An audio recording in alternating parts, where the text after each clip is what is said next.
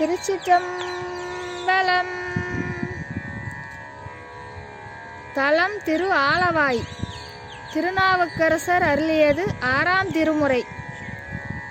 வாயானை மனத்தானை மனத்துள் நின்ற கருத்தானை கருத்தறிந்து முடிப்பாந்தன்னை தூயானை தூவெல்லை ஏற்றாந்தன்னை சுடர் திங்கச் சடையானை தொடர்ந்து நின்ற என் தாயானை தவமாய தன்மை யானை தலையாய தேவாதி தேவர்க்கென்றும் சேயானை தின்கூடல் திரு ஆலவாய் சிவனடியே சிந்திக்க பெற்றேன் நானே.